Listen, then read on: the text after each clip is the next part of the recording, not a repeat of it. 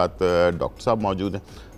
Doctor साहब का जो एक स्लोगन है वो मैं आपसे शेयर करने जा रहा हूँ, तो गौर से सुनिएगा कि दर्द अब लाइलाज नहीं है, दर्द अब लाइलाज नहीं है। ये है डॉक्टर साहब का स्लोगन। और हमारे पास जो है बहुत ही एक्सपर्ट डॉक्टर हैं, किन की चीज़ों में काम कर रहे हैं उसके बारे में पूछूंगा, लेकिन ये कि सोहेल फारूक मंगू जो हैं हमारे डॉक्टर साहब हैं। जी अस्सलाम वालेकुम, कैसे हैं? वालेकुम अस्सलाम। कैसे हैं आप? कैसे हैं? ठीक ठाक हैं? माशाल्लाह, बड़ा अच्छा स्लोगन है, दर्द अब लाइलाज नहीं है। तो ये एक होप, हाँ, होप दिलाता जिंदगी है, में उम्मीद एक, दिलाता है हाँ, कि उम्मीद आपकी जिसको दर्द कहते अगर हैं, किसी चीज़ से नहीं ठीक हो रहा तो एक ऐसे सेंटर्स हैं जहाँ पर आप जाकर अपने दर्द के लिए कम से कम अपनी जो भी है इसका लेटेस्ट और मॉडर्न इलाज करवा सकते हैं। ठीक है। अच्छा, डॉक्टर साहब के बहुत सारे फैंस हैं, इसलिए कि इनकी क्लिनिक जो है इस्लामाबाद में भी है, मुल्तान में भी ये काम कर रहे हैं। पाकिस्तान में वैसे बहुत सारी जगहों पे काम करते हैं, लेकिन मुल्तान, इस्लामाबाद और कराची में काम करते हैं। और उनके क्लिनिक्स का जो है ना वो भी आपको अभी बता देंगे, और नंबर भी इनका चल रहा होगा, तो कोई भी आप रब्ता करना चाहें, इनसे कोई पूछना चाहें तो उसमें आप पूछ सकते हैं। तो अभी सबसे पहले हम क्लिनिक का पूछ लेते हैं। तो जो इस्लामाबाद में क्लिनिक है उसका नाम ज़रा मुझे बता दें। इस्लामाबाद में G8 मरकज़ में capital diagnostic centre, capital diagnostic यहाँ मैं आमतौर पर 10 तारीख से 16 तारीख तक सुबह 10 से 1 बजे तक पेशेंट। चलें, अब मुल्तान का ज़रा बता दें। मुल्तान कैंट में है जी, रेलवे ग्राउंड के बिल्कुल सामने। ठीक। ये सोहेल पेन क्लिनिक के नाम से ही है। यहाँ पर हमारा जो क्लिनिक है 1 तारीख से 6 तारीख तक। ठीक है। अच्छा, कराची में? और कराची में Australian shore cell, Australian stem cell pain clinics हैं। इसके अंदर जो है ये क्लिफ्टन ब्लॉक 2 में है, ज़ियाउद्दीन अस्पताल के बिल्कुल सामने तकरीबन लगता है। ठीक है। तो यहाँ पर मैं 20 तारीख से आता हूँ और 28 तारीख तक हम यहाँ काम करते हैं। यहाँ पर हम रीजनरेटिव टेक्नोलॉजीज़ में इसमें PRP है, स्टेम सेल है, डेक्सट्रोज प्रोलोथेरेपी है, फिर हम ओजोन थेरेपी कर रहे हैं, बायो ऑक्सीडेशन कर रहे हैं, एस्थेटिक्स में फेस एंड बाल उगाने के प्रोसीजर्स कर रहे हैं। इस तरीके से जो आपकी जो आजकल रेस्पिरेटरी ट्रैक्ट वायरल इन्फेक्शन है इसके लिए ओजोन बायो ऑक्सीडेशन यूज़ कर रहे हैं। इस तरीके से हमने इसको इंटेग्रेटिव मेडिसिन कहा जाता है, जिसके अंदर आप एलोपैथी से लेकर और तमाम वो जो मॉडर्न चीज़ें साइंस के अंदर रिसर्च में मौजूद हैं वो यूज़ कर सकते हैं। ठीक है। इस तरीके से हम इसमें अल्जाइमर डिजीज़, डिमेंशिया के लिए और फालज के लिए पेरिस्पाइनल इंजेक्शन जो है गर्दन के नीचे देकर ब्रेन में पहुंचाते हैं फालज के अंदर। और इस सारा मकसद ये होता है कि अगर 100% कोई ठीक नहीं हुआ तो उसकी 20% भी अगर रिकवरी हो गई है तो हमारी तरफ से उसकी ज़िंदगी आसान हो जाती है। ऐसे ही स्पाइनल कॉर्ड इंजरीज़ हैं, पार्किंसनिज़म है, इन तमाम चीज़ों में कुछ ना कुछ रिकवरी हम ले सकते हैं अगर मोस्ट मॉडर्न जो साइंस है उससे हम इस्तेफादा हासिल कर लें। अच्छा, चलें, इतनी सारी चीज़ें हैं, लेकिन हमारे जो देखने वाले हैं उनके लिए आसान समझाने के लिए जो है मैं चाहूँगा कि एक एक करके हम शुरू करते हैं। सबसे पहले स्टेम सेल के बारे में लोगों की इतनी अवेयरनेस नहीं है, तो बेसिकली ये स्टेम सेल है क्या और कहाँ कहाँ हमारे जिस्म में ये काम करता है और इसकी क्या अफादियत है हमारे पास? जी, स्टेम तो तना होता है ना जी, स्टेम जिससे पूरा फ्रूट्स निकलते हैं। तो हमारा जो ग्रोथ है बचपन से पैदाइश जो होती है वो बेसिकली एम्ब्रियोनिक सेल होते हैं जो स्टेम सेल कहलाते हैं, जिस पर फिर इंटरनेशनली बड़ा डिस्प्यूट हुआ कि इससे ह्यूमैनिटी को ख़तरा हो सकता है या और चीज़ें हो सकती हैं। उस पर फिर रिसर्च चेंज हुई है एडल्ट स्टेम सेल पर कि कुदरत जो हमें स्टेम सेल दे के भेजती है हमारी वियर एंड टीयर के लिए, यानी जब भी हमें कोई चोट लगती है या हम ग्रो कर रहे हैं तो उन स्टेम सेल से करते हैं जो ट्रिलियंस की तादाद में हमारी पैदाइश पर अल्लाह ताला ने हमें गिफ्ट दिया हुआ है, हमारी बॉडी में पड़ा है। जो जो हम बूढ़े होते जाएंगे वो इस्तेमाल होते जाएंगे। बचपन में बच्चे को चोट दिनों में ठीक होती है और बुढ़ापे में महीनों में ठीक होती है, इसलिए कि उसका स्टेम सेल की तादाद कम हो जाती है। अब कुदरत के इस निज़ाम को समझने के बाद जो साइंटिस्ट थे उन्होंने ये किया कि एडल्ट स्टेम सेल्स को अगर एक जगह से उसकी इंजरी ठीक नहीं हुई, मसलन घुटना है ये ठीक नहीं हो रहा, तो एडल्ट स्टेम सेल हड्डी के गूदे से या पेट की चर्बी में भी पड़े होते हैं। स्टॉक पड़ा हुआ है। उस रिजर्वायर को लेकर फिर ब्लड में से ग्रोथ फैक्टर निकाल कर फिर जहाँ जहाँ इंजरीज हुई हैं, ये सामने का पटेला है, ये साइड के लिगामेंट्स हैं, ये साइड के लिगामेंट्स हैं, ये इसके अंदर का मेनिस्कस है जहाँ पर ये इसने ग्लाइड करना होता है, इन सब चीज़ों को फिर उससे रिपेयर डायरेक्टली कर लेते हैं। अच्छा, तो इसको कहते हैं adult autologous adipose derived stem cell या adult autologous bone marrow derived stem cell. ठीक है, मैं ज़रा और थोड़ा सा आसान कर देता हूँ। जी जी। कि हमारे जो जिस्म के अंदर जो है ना वो मुख्तलिफ जगहों पे ये सेल्स होते हैं, जैसे कि हमारे पेट की चर्बी होती है उसके अंदर होते हैं, और बोन मैरो यानी कि जो हमारा गूदा होता है हड्डियों के अंदर, उसके अंदर भी सेल्स होते हैं। उसको निकाल कर और उसको लैब में उसकी तादाद को बढ़ा दिया जाता है, यानी कि हज़ारों में लाखों में कर दिया जाता है। उसके बाद उसको जब वो लैब में उतने सारे हो जाते हैं सेल्स, हमारे ही सेल्स होते हैं वो, उसको जब ग्रो कर दिया जाता है तो फिर उसको इंजेक्ट कर दिया जाता है, यानी कि इंजेक्शन के ज़रिए हमारे घुटने में, कमर में, जहाँ पर भी इंजरी हुई है, जहाँ पर भी कोई मसला है, उसमें इंजेक्ट करते हैं। तो फिर क्या होता है कि उसकी जो प्रॉब्लम है उसको हमारी बॉडी ऑटोमेटिकली उसको सही कर देती है। ऐसे ही है। हाँ जी, ये जो सेल है ना, ये इसको जब स्टिमुलेट किया जाता है ना ग्रोथ फैक्टर से, तो एक केमिकल है जिसको साइटोकाइन्स कहते हैं। ये अल्लाह ताला के, हम कहते हैं जी, गॉड गिवन मैसेंजर सेल्स हैं। एक मैसेज लेके जाते हैं कि कौन से टिश्यू ने रिपेयर होना है। अच्छा, वो कुदरत का निज़ाम ऐसा है कि वो ऑटोमेटिक उधर पहुंच जाते हैं जहाँ पर डैमेज हुआ है। हाँ, हार्ट अटैक के पेशेंट को लोगों ने टांग में लगाकर देखा है, तो वो जो ग्रोथ फैक्टर्स हैं वो हार्ट में पहुंच गए। बिल्कुल ऐसे ही। हाँ, इसी तरीके से और जगहों पर भी, रिमोट एरियाज में भी नेचुरल चीज़ें से वो सेल जो है ना अपना काम मैसेंजर सेल्स की वजह से कर लेते हैं। सही है। तो अब हमारा जो टारगेट है कि हम इस पे गंठिया में, जैसे रोमेटॉइड आर्थराइटिस है, ये लाइलाज मर्ज है, ऑटो इम्यून डिसऑर्डर्स जितने भी हैं, एंकिलोजिंग स्पॉन्डिलाइटिस है, इसके अलावा स्पाइनल कॉर्ड इंजरीज में शदीद बर्निंग पेन होती है और बड़ी ही ज़्यादा जो है ना मसल्स में तकलीफ़ होती है। हम अगर उसको चला नहीं सकते स्पाइनल कॉर्ड इंजरी में, तो ये चीज़ें जो सिम्टम है शदीद दर्द के, ये हम कम कर सकते हैं कि अगर उसकी स्पाइनल कॉर्ड के अंदर हम ये लगा दें, इंजेक्ट कर दें उसको। तो कुछ ना कुछ जो है ना ये हम ले ही लेते हैं उससे, जो हम रिकवरी कर सकते हैं। ठीक है। दर्द जो है अब लाइलाज नहीं है, डॉक्टर साहब का स्लोगन है। और मैं चाहूँगा कि पूरे पाकिस्तान में जो जहाँ जहाँ मेरा शो देखा जा रहा है, बहुत सारे इस शो को देखकर बहुत सारे लोगों ने डॉक्टर साहब से रब्ता किया है, फ़ोन नंबर भी है। और ऐसे डिज़ीज़, ऐसी चीज़ें जिसके बारे में लोग कहते हैं कि ऑपरेशन ही करवाना है, ठीक है ना, तो उसका भी माशाल्लाह डॉक्टर साहब ने इलाज किया। मैं तो अप्रिशिएट करता हूँ और इनको दाद देता हूँ कि लोगों को जज्बात ही करके डायरेक्टली सिर्फ लोग पैसे कमाने के लिए ये काम करते हैं, लेकिन डॉक्टर साहब जो है ना बता देते हैं कि यार ये नहीं, आप ये अगर कर लेते हैं और इस तरह से भी ये चीज़ सही हो सकती है। तो ये बहुत अच्छी बात है। इंसान ज़ाहिर बात है काम के साथ साथ खिदमत खल भी कर रहा होता है। तो बहुत शुक्रिया सर, आप इतना अच्छा आपने दिल रखा हुआ है और लोगों के लिए आप हेल्प भी करते हैं। तो इंशाल्लाह मुझे उम्मीद है कि ये नंबर चल रहा है, आप इस पर रब्ता कर सकते हैं और डॉक्टर साहब से जो भी मशवरा आपने करना है तो ज़रूर करें। अच्छा, अब हम बहुत ही अहम सवाल की तरफ जा रहा हूँ मैं, टाइम हमारे पास कम होता है। तो ये जो ऑपरेशन घुटने का हो, कमर का हो, ये किस हालत में करवाना चाहिए और किस में नहीं करवाना चाहिए? जी, ज़्यादातर लोग जी ये घुटने की दर्द की वजह से ऑपरेशन कराते हैं। बिल्कुल ऐसे ही है। हाँ, ठीक है। दर्द की वजूहत जो है ना, जैसे ये हमारा पटेला है, सामने वाली हड्डी, इसके नीचे लिगामेंट इंजर्ड है, ज़्यादा इंजर्ड है तो ये चलने नहीं देगा। अब बजाय इसके कि हम इसको ट्रीट करें, हम उसका घुटना ही यहाँ से कटवा कर, इधर से कटवा कर आर्टिफिशियल जो है ना प्रोसेसेस रखवा देते हैं।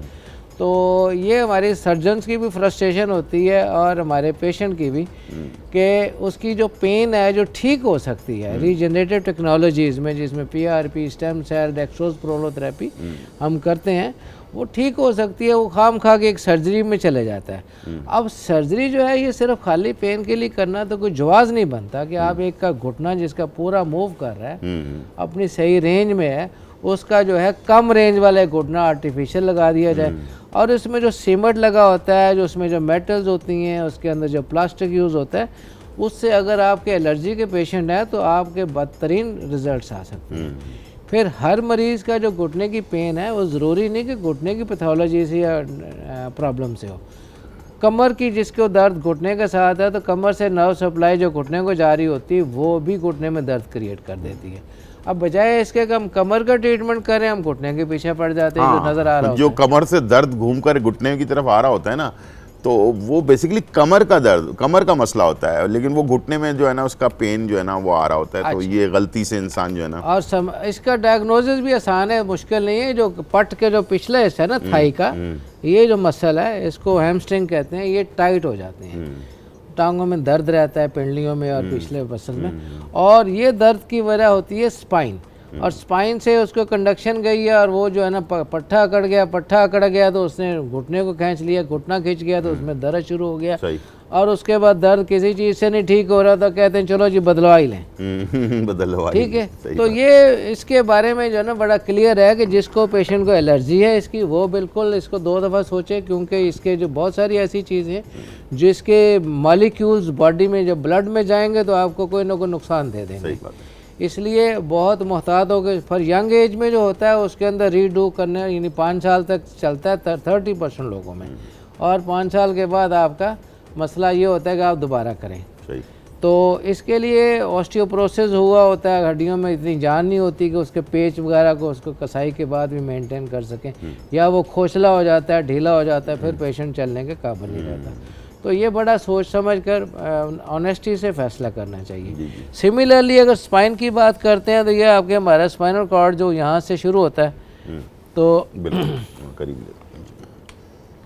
यहाँ से हमारा पहला मोहरा गर्दन का शुरू होता है, ये 7 मोहरे, इसके पीछे हमारी हेड का स्कल है। ये जो जगह है अगर यहाँ पर आपको दर्द है, ये आपकी मिग्रेन टाइप की और आँख में आने वाला दर्द बन जाता है, यहाँ से लेके यहाँ तक के एरिया में।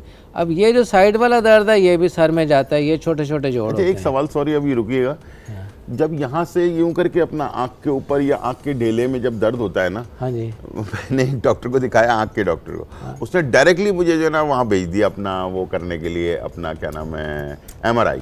और आपको पता है MRI कितना महंगा होता है, और वो मैंने जाके फिर उसने मुझे कलर करवाना है या ब्लैक एंड वाइट करवाना है, मैंने कहा जब कलर करवाना ही है तो कलर करवाते हैं, मज़ेदार हो। तो वो अच्छा खासा महंगा जो है ना ट्रीटमेंट है। अब आज एक गरीब आदमी जो बेचारा, वो तो अच्छा, वो जब MRI हो गया तो जब उसको लेकर आए रिजल्ट, उसमें पता चला कुछ भी नहीं है। वो कहने लगे आपकी आंख में थोड़ा सा कमजोरी हो रही है, तो आप सर के जी बिल्कुल पीछे जो है ना, ये अगर सेंटर से और ये कान के जो पीछे वाली हड्डी यहाँ से आप चलते जाए ना, तो ये दर्द है ना यहाँ से होता हुआ इधर तक आता है। जरूरी तो नहीं है ना साइड पे जो है ना, नहीं वो उसका कोई लिंक ही नहीं है। ये देखें, आपकी जो ना डॉक्टर की हाथ की उंगलियां डायग्नोस करनी चाहिए, वो टच करे और पता चले यहाँ बीमारी। बिल्कुल ऐसे ही। अगर आपका कंसेप्ट नहीं है कि ये आंख में दर्द की और कोई वजह हो सकती है तो आप उसमें जा ही नहीं सकते। बिल्कुल। पेशेंट को, हमारे यहाँ तो रिवाज ही नहीं रह गया मरीज को टच करने वाला। अदरवाइज जो हमारी फील्ड में जो लोग काम कर रहे हैं वो ये कहते हैं कि हमारी उंगलियों में MRI लगा हुआ है। सही बात है। वो touch and diagnose the case. हाँ बिल्कुल ऐसे ही। ठीक है, उसको पैल्पेट करते हैं, पता चलता है ये डिजीज है, ये ठीक है, ये डिजीज है, ये ठीक है, सही है। और उसके बाद उनको रिपेयर के लिए प्रोसीजर जो हमारे स्टैंडर्ड प्रोसीजर्स हैं, वो कि दुनिया को महंगे लगते होंगे, अमेरिका में तो ये इसकी इंश्योरेंस कवरेज नहीं है, पाकिस्तान में भी नहीं है, इस पे हेल्थ कार्ड वगैरह भी इन चीज़ों पे नहीं इस्तेमाल हो सकते। लेकिन क्योंकि ये नई चीज़ें हैं, इसको कराना भी ज़रूरी होता है लोगों के लिए, तो कुछ कहीं हम हेल्प करना चाहें तो एक लिमिटेड एरिया तक हम कर जाते हैं, अदरवाइज़ इसकी जो कॉस्टिंग है वो ठीक होती है। और इसके अंदर जो चीज़ें हैं उसको मैन्युफैक्चर तैयार करने में, PRP वगैरह तैयार करने में एक अच्छी खासी कॉस्ट आ जाती है। तो ये मोहरों को दूसरे आपस में मिलाने वाले लिगामेंट, ये इंजर्ड होते हैं, इनकी दर्द खास एरिया में जाती है, तो उनको देखना होता है कि बाजू में अगर एक 3 उंगलियों में दर्द है तो इसका किस मोहरे से लिंक है। उसके लिगामेंट्स को चेक करेंगे हम हाथ लगाकर, तो वो टेंडर होगा। टेंडर का मतलब है दबाने से दुखेंगे, दबा कर देखा हमने वो दुख रहा है, हम निशान लगाते जाएंगे जो जो चीज़ डैमेज है और जो हेल्दी है, इसको अलहदा करके फिर मरीज़ को सुलाकर फिर उसकी बॉडी के अंदर ग्लूकोज के या प्लेटलेटिश प्लाज्मा के ग्रोथ फैक्टर्स अलहदा करके, या आप ज़रूरत है तो स्टेम सेल अलहदा करके वो लगाए जा सकते हैं। इन स्टेम सेल को ये एडल्ट कहते हैं। एडल्ट यानी आपकी बॉडी के अंदर ही टिश्यू पड़ा हुआ, उसमें से सेल लिए और उसको डाल दिए। अब अगर किसी की हड्डी टूटती है तो ये हड्डी के गुद्दे में से स्टेम सेल निकलता है, खुद ही उसको जोड़ देता है। अच्छा, ठीक है। लेकिन ये जो अंदर वाला एरिया मेनिस्कस, इसके अंदर वो उसकी गुंजाइश बोन मैरो की नहीं होती, तो बोन मैरो को यहाँ से या यहाँ से निकाल कर तैयार करके डाल सकते हैं। ठीक है। या फैट से, चर्बी से निकाल के। अच्छा, जो जेल खत्म हो जाता है, घुटने और घुटने आपस में जो टकराते हैं, कट कट की आवाज़ भी आ रही होती है, तो उसके लिए क्या इंजेक्ट किया जाता है? उसके लिए हाँ भी जी, वो जो जेल भी इंजेक्ट की जाती है, लेकिन कोई वो ऐसा कोई रिजल्ट अच्छा नहीं आया। 30-40 हज़ार रुपये लग जाते हैं लोगों के।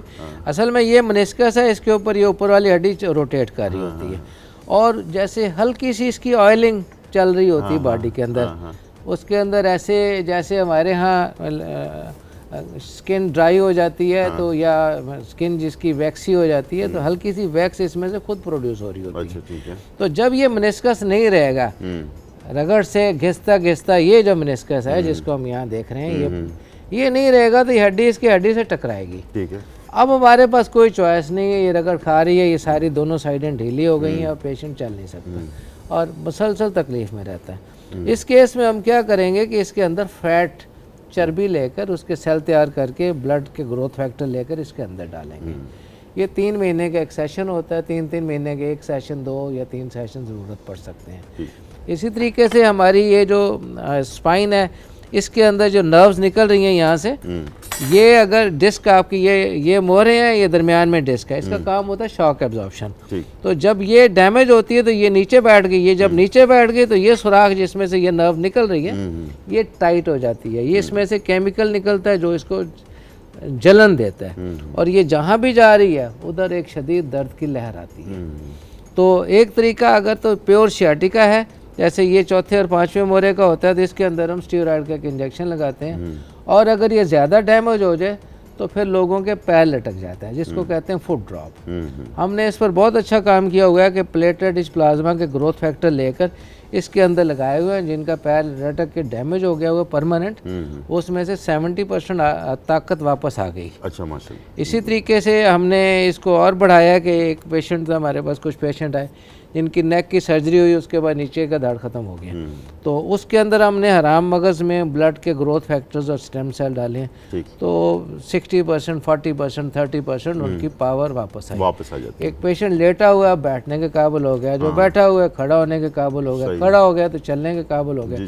जो जो चेंजेस उसकी आती जाती हैं वो ही हमारी सक्सेस होती है। तो इस पर हमारा काफ़ी सारा काम है। फिर बैक जो है, सबसे ज़्यादा जो 2 चीज़ें जो कॉमन है, एक होती है ड्राइवर्स और दूसरा है बहुत मोटा आदमी जिसका पेट बाहर लटका हुआ है। तो ये जो पेट है इधर से इसको खींचता है, ये ड्राइवर बार बार गाड़ी से उतरता है, चढ़ता है, उतरता चढ़ता है, तो ये जोड़ उसका उड़ जाता है। अच्छा, ये इलियक बोन कहलाती है, ये सैक्रल बोन कहलाती है, जो ड्राइविंग बहुत ज़्यादा करते हैं, यानी कि हेवी ड्राइविंग काफ़ी लंबे टाइम। उनको अगर किसी को बैक के साथ है, मैं आंखें बंद करके कह देता हूँ ये सैक्रोइलिक जॉइंट इसका ये वाला उड़ गया, ये इसके साथ जो जोड़ बना रहा है। बॉडी का सारा वेट यहाँ से होता हुआ नीचे जा रहा है, इसलिए उसको करवट बदलने में भी तकलीफ होती है और हर वक्त तकलीफ रहती है। फिर इसको जो इसके साथ जो जॉइनिंग लिगामेंट्स है, हर एक की टांग में दर्द जाती है, किसकी कहाँ जाती है ये स्पेसिफिक रिसर्च पेपर्स हैं, उसके अंदर सारी हमारे पास डिटेल है, लेकिन ये हमारी MBBS के कोर्स में नहीं था, ये बाद में रिसर्च हुई दुनिया में।